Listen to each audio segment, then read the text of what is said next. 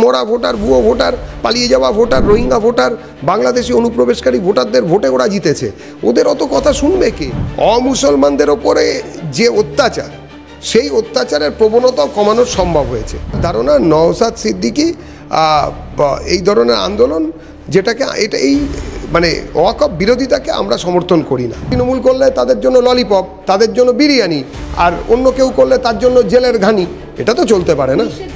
খামোকা কেন এসব বিরোধিতা হচ্ছে জানি না, কিন্তু যাই হোক না কেন, যৌক্তিক কিংবা অযৌক্তিক, যদি গণতান্ত্রিক পরিসরে বিরোধিতা করার অধিকার তো সবার আছে। সেগুলো পুলিশ আলাদা কোথায়? উর্দি দেখলে তো বোঝা যায়। বাকি তো পুলিশ তৃণমূল কংগ্রেসের দুষ্কৃতী আর তৃণমূল কংগ্রেসের নেতা মিলেমিশে একাকার। গণতান্ত্রিক পরিসরে গণতান্ত্রিকভাবে আইনি লড়াই যদি কেউ করেন বা যদি কেউ কোনো গণতান্ত্রিক পদ্ধতিতে কোনো আন্দোলন করেন, সেটা তার অধিকার আছে। বলেছিলাম রাম মন্দির হবে, হয়েছে। আমরা বলেছি এই ধরনের আইন আনবো, এনেছি। এবারে যা যা সংস্কার আমরা করব তার জন্যই আমাদের ভোট দিয়েছে। তৃণমূল কংগ্রেসের ব্যাপারীদের খুশি করার জন্য আমাদের ভোট দেয়নি। এই যে আপত্তি জানাচ্ছে তৃণমূল কংগ্রেস, কে পরোয়া করে?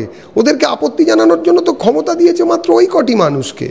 বাকি মানে ওই কটি, তাদের মধ্যে চুরি করে জোর করে দখল করেছে, তাই জন্য ওরা ওখানে গেছে। তো বোঝাই যাচ্ছে মোরা ভোটার, ভুয়ো ভোটার, পালিয়ে যাওয়া ভোটার, রোহিঙ্গা ভোটার, বাংলাদেশি অনুপ্রবেশকারী ভোটারদের ভোটে ওরা জিতেছে। ওদের অত কথা শুনবে কে? ভারতবর্ষের এত এত কোটি কোটি মানুষ, তারা কি বোকা নাকি? তারা মনে করছেন যে এটাই ঠিক, তাদের প্রতিনিধিরা মনে করছেন, সেই জন্যই তো জনপ্রতিনিধিরা এই আইন এনেছেন, রাষ্ট্রপতি সই করবেন। ওরা ওদের মতন বলছে, ওরা বলবে, ওদের কি হলো গেল। তিনি এসআইআর এবং ওয়াকফ বিল নিয়ে যে বিরোধিতার জন্য আন্দোলনে নেমেছিলেন, তার জন্য তার হেফাজত হয়েছিল।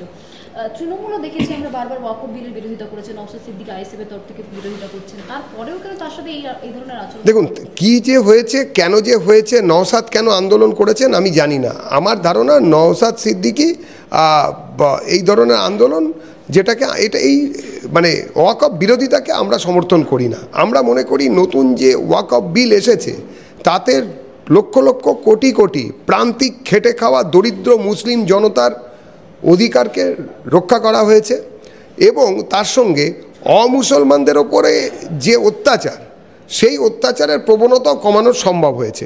একই সঙ্গে একটা কমপ্লিটলি ব্যালেন্সড যে আইন, সেই আইন এখন জনগণের সামনে এসেছে।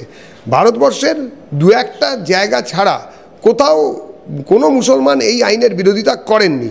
কোনো মুসলমান দেশে এই ধরনের ওয়াকফ আইন নেই। শুধুমাত্র এমনকি পাকিস্তান এবং বাংলাদেশেও এই আইনের পরিসর খুবই অল্প, যদিও অবিভক্ত ভারতবর্ষ থাকাকালীন এই আইনগুলো ওখানেও লাগু ছিল, ওদের যে ভূমিখণ্ড সেখানেও, কিন্তু এখন তো নেই।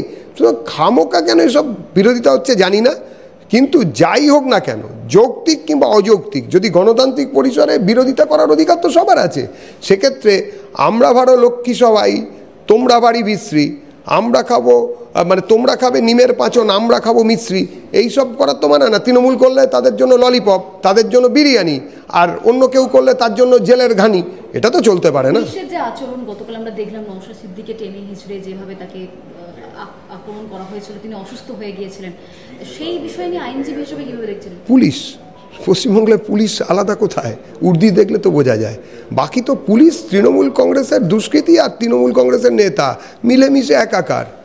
শুধুমাত্র ওই নিজেদের মধ্যে যখন সেম সাইড হয়ে যায়, যখন মা মাসি তুলে গালাগালি দেয় তৃণমূলের নেতারাই পুলিশকে, তখন মাঝে মাঝে দেখি একটুখানি দুঃখ টুক্ষ হয়, নইলে তো সব একই। কি আছে?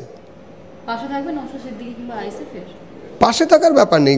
আমি আবারও বলছি, গণতান্ত্রিক পরিসরে গণতান্ত্রিকভাবে আইনি লড়াই যদি কেউ করেন বা যদি কেউ কোনো গণতান্ত্রিক পদ্ধতিতে কোনো আন্দোলন করেন, সেটা তার অধিকার আছে। আইনি সহায়তা করবেন?